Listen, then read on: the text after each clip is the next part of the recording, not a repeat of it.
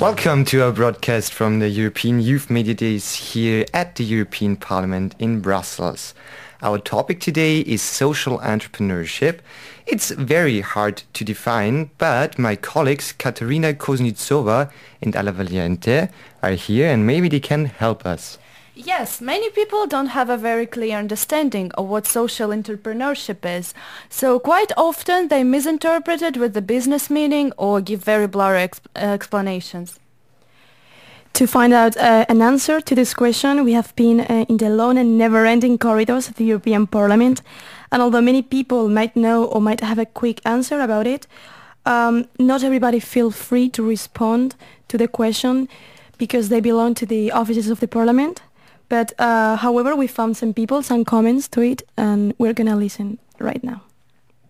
I think it's something very useful for everyone. Everybody should give a try to it.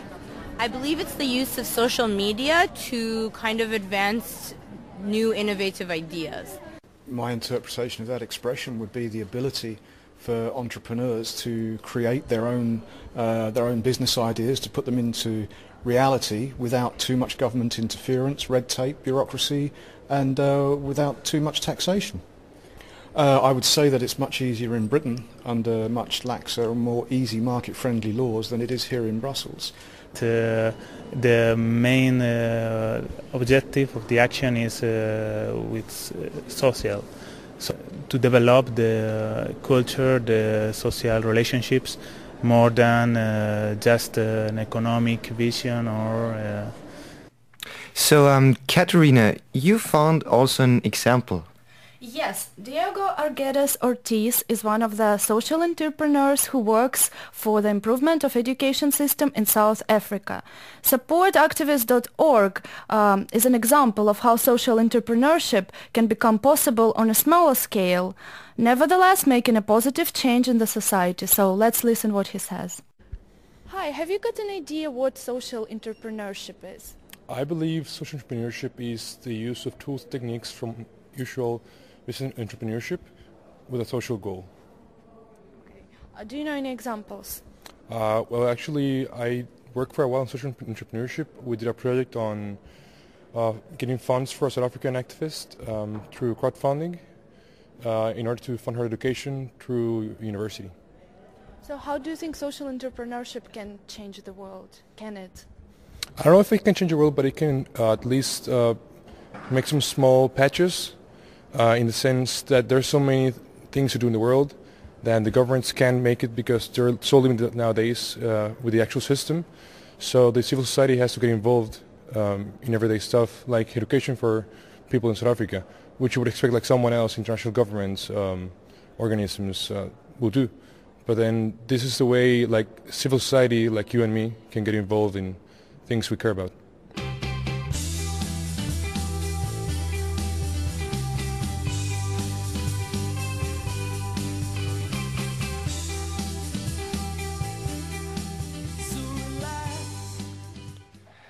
So these were Anna and Katerina with the report. Thanks a lot. And now in the studio with me is Elisabeth Sociado from Greece, also a journalist colleague. And you will tell me about prominent figures which are very known.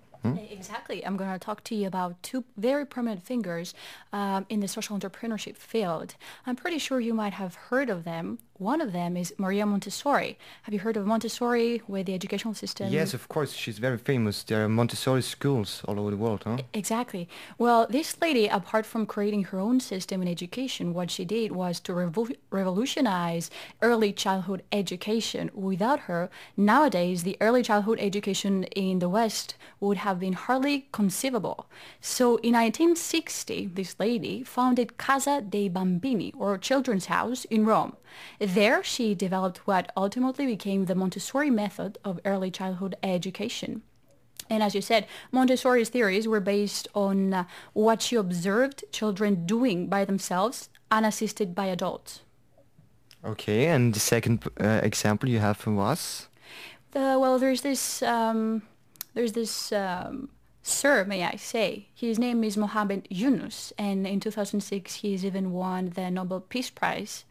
What he did was his goal basically was to end poverty in the world. And he was an economics professor, and he developed the concepts of microcredit and microfinance. He later used these theories actually to create the Grameen Bank. This bank was the community development bank in Bangladesh. And what it did was to lend money to poor people so they can start up their own enterprises, something which made a lot of them being able to make ends meet. So he basically based his idea on the fact that poor people have skills that are underutilized. And I think it's interesting to note that 98% of Grameen's bank are women. Wow, this is impressive, of course. So women take part in social entrepreneurship a lot of this, huh? So Elizabeth, thanks a lot for coming here. Do you want to add something, maybe your personal opinion? I believe that social entrepreneurship is something very much needed, especially nowadays in the European Union with the crisis, because what a social entrepreneur really does is to identify problems that governments cannot tackle and focus on that and devote their whole lives into solving this. So, for example, unemployment, that you have a lot of unemployment in Southern Europe, for example, can be a problem that one of our listeners outside might identify and want to solve. So I urge our listeners to find out more about social entrepreneurship and how they can help the world. Thanks a lot, and we will go on with our research on social entrepreneurship in this broadcast. Thank you.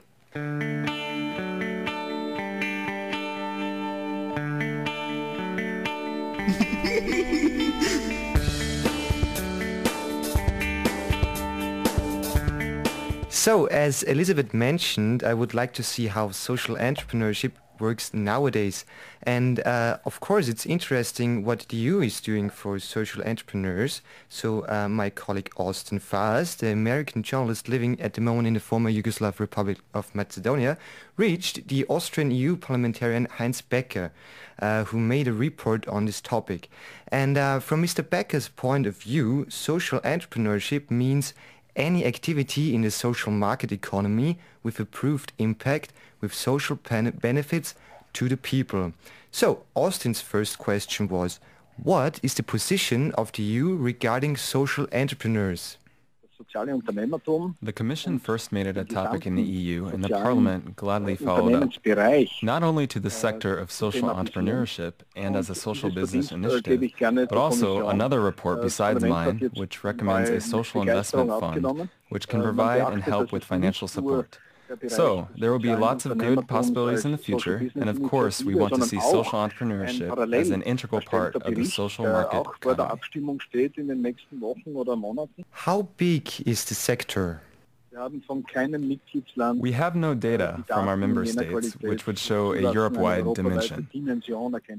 It is necessary to improve this database so that the European Union is able to manage it in the future.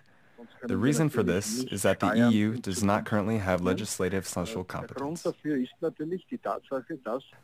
Which problems can social entrepreneurship solve? First, to serve the ever-increasing demands of society and politics for social efforts. And it's not possible to serve this without exact funding initiatives. Social entrepreneurship can enthuse and inspire young people. There's a high job potential, especially for young people. The whole crisis sets up good new chances for employment in the social market economy, as well as to promote professional self-employment with a meaningful social background. And this is what young people are looking for in times such as these. And the last question was, how can people get involved into social entrepreneurship? Communication is the key to success. There is a diverse culture in Europe, and we need to inform and set up a database which should connect the actual working businesses for information and benchmarks. But the most important idea is to give the people access to what and to where there are possibilities to join social entrepreneurship efforts.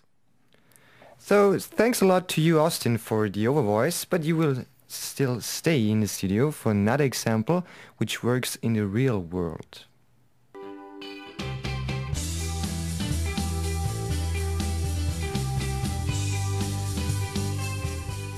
So now I invite Austin and his colleague Mai Møller-Christensen, a journalist from Denmark, to talk about their Skype conference with an employee from Mladi Info.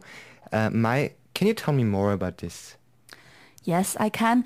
Mladi Info is an NGO organization. It's in Macedonia, and this is a really good example of this whole social entrepreneurship thinking, because they do actually help people without trying to earn money that way, more like starting a project. And what it's all about, I think we will hear in a few seconds from one of the employees there. She's called Tamara Milecic.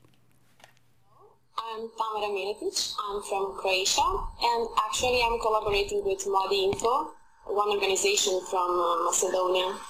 The idea of Mladi Info started in 2003, and they started to work on the website.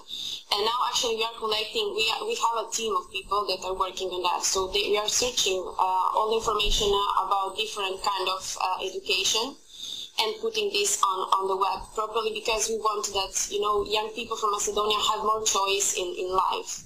And the opportunity to find easily the information that they need to have a best education. What sort of value have you gotten out of working for free? And I mean, what is the benefit of offering all this information? Not only working for free, because we are giving free information to people, you know, but in another way we are going to improve their future, I mean, to give them more opportunities. So it's not for free. Mm-hmm. It's like for a reason. Some stuff you cannot just buy with money. Exactly. That's a good way of saying it. I like to get, you know, in contact with people that are coming from different countries and to work with them. And that's actually why I choose this work, because it's really like something that gives me more than, you know, a common work. Even if it's not really well paid, but for me the experience means much more than something else. So Austin, may I can ask you, in which way can their doing solve social problems? Well, the way that Mladi Info is working, they've established a network of organizations in several countries in Europe that is working to help young people, not just from Macedonia, that's where it began, but now throughout the entire world, to help them to find opportunities to improve their education for free. And that's what Tamara was telling us about in what you just heard. Something else that she also talked about was how it's important not just to have support from, you know, from a local community and from the students and young people who are being helped, but also on a higher level. And that's what we're going to hear in this next clip. Mm-hmm. Yeah, but even social entrepreneurship projects, as you mentioned, need sometimes money. So let's hear how the political support is. Support of politicians is really important, and it's really important that they understand how many people are involved in this kind of work. So you really think that this project is educating the society? It's giving the opportunity to get some educational chance. You can learn how to fill a good application, you can learn how to do a good CV, you can learn how to prepare a good motivation letter, and this is stuff that you will need all the time in life, not just when you're going to study, you know. So, thanks a lot, Austin and May, for coming here today and make this interesting Skype conference. I think we learned a lot about this huge topic, social entrepreneurship. I also have to thank the whole team who made this broadcast possible. If you need more information, just visit our website. So this is Nicola Tefi from the European Parliament in Brussels.